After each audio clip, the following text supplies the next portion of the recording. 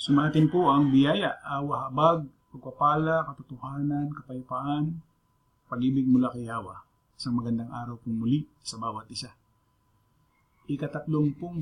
Tatlo serye po tayo noong assembly, noong ating pinapaksang assembly. O kapulungan, kongregasyon. Ito naman po ay talata ng Gawa 7:38 o Acts 7:38. This is the one being among the assembly in the wilderness. Assembly in the wilderness. Sa YLT po, wala pong church. Sa Brinton, meron church. Pero dito po, na ginamit ay assembly po. In the wilderness, with the angel, the one speaking to him on Mount Sinai, and of the one of our fathers who received oracles living to give to us. Ayan. Apostolic Bible Polyglot po yun.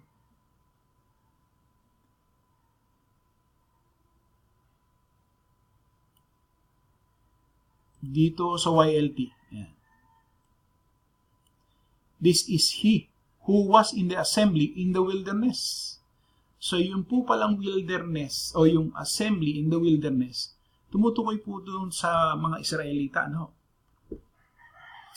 In the wilderness, with the messenger who is speaking to him in the Mount Sinai, and with our fathers who did receive the living oracles to give to us.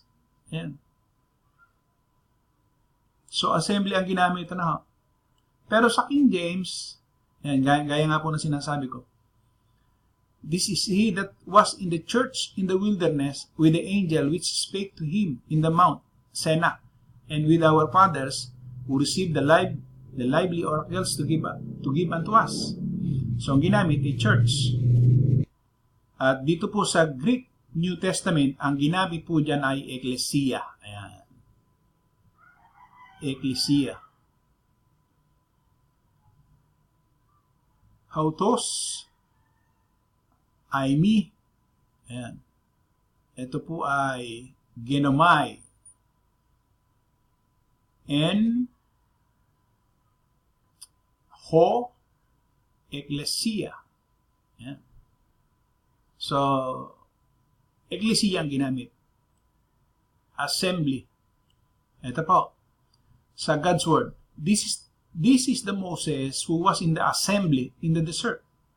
Our ancestors and the messenger who spoke to him on Mount Sinai were there with him. Moses received life-giving messages to give to us.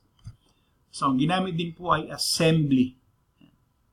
Sa ISB, this Moses is the one who was in the assembly in the wilderness, with the angel who spoke to him on Mount Sinai, and to our ancestors he received living truths to give to us. So, bakit ho assembly? Bakit hindi ho church na gaya ng aking pong binabanggit? Ulitin ko po. Ang church ay English word. Na sa Tagalog ho yan ay simbahan. Na sa Spanish naman po ay iglesia.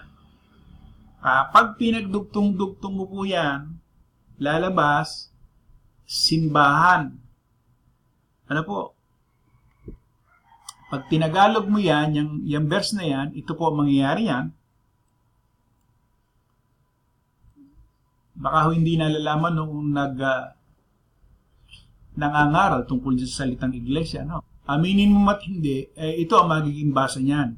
Ito yaong naroon sa simbahan sa ilang.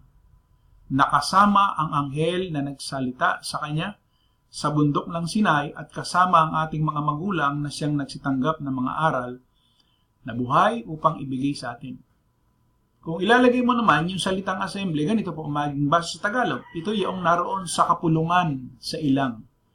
Nakasama ang anghel na nagsalita sa kanya sa bundok ng Sinai, at kasama ang ating mga magulang na siyang nagsitanggap ng mga aral na buhay upang ibigay sa atin. Ganyan po ang magiging basa niyan. Hindi simbahan, kundi kapulungan o kongregasyon. Yan po ang magiging basa niyan. Sa LEB,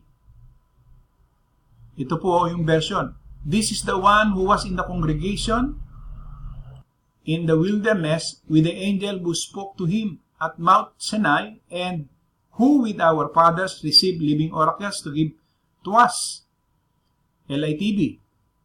This is the one who was in the congregation in the wilderness with the angel who spoke to him in Mount Sinai, and with our fathers who received living words to give to us.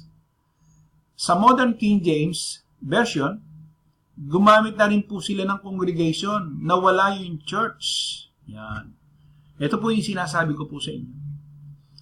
Nabandang muli, si King James, yung modern, ginawa, sa modern po ito inalis yung church kasi yung 1611, church pa ang ginamit.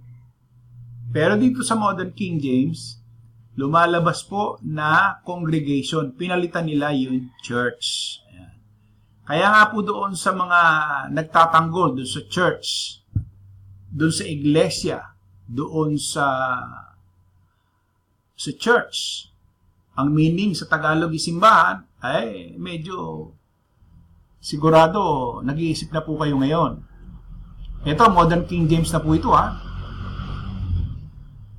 Sa Mordok, he it was who was in the congregation in the wilderness with the angel that conversed with him and with our fathers at Mount Sinai, and he it was received the living words to give them to us. So, ang ginamit is congregation. Ito yung sa Tagalog, yung binasa ko sa inyo kanina. Sa TLB. Tinan nyo ito sa TLB This is the one who was in the community in the wilderness. Tama Yung kalipunan ng mga tao po. With the angel who spoke to him in Mount Sinai. And with our fathers, he received living words to pass on to us. Sa the Scripture 2009, this is he who was in the assembly in the wilderness, with the messenger who spoke to him on Mount Sinai, and with the fathers, or our fathers, who received the living words to give us. WEB. This is he who was in the assembly in the wilderness, with the angel that spoke to him on Mount Sinai, and with our fathers who received living revelations to give to us. WEBA. World English Bible with Apocrypha. This is he who was in the assembly in the wilderness, with the angel that spoke to him on Mount Sinai, and with our fathers who received living revelation to give us. K. Williams. This is the one who in the congregation in the desert went between the angel who spoke to him on Mount Sinai and our forefathers, who also received to be handed down to you utterances that still live. This is he who was in the assembly in the wilderness, with the messenger who is speaking to him in the Mount Sinai, and with our fathers who did receive the living oracles to give to us. Sa madalit sabi po ay assembly ang ginamit o kalipunan o ng mga o kongregasyon. Kaya po pagka nabanggit siyang Gawa 7:38, pinakamalapit po niyan yung assembly in the wilderness. Hindi church in the wilderness. Ano po? Muli po maraming po salamat sa bahaging ito. Ikatlo po ito ng serye ng The Assembly na ginamit ng iba't ibang bersyon. Hindi po church o simbahan o iglesia ang ginamit po.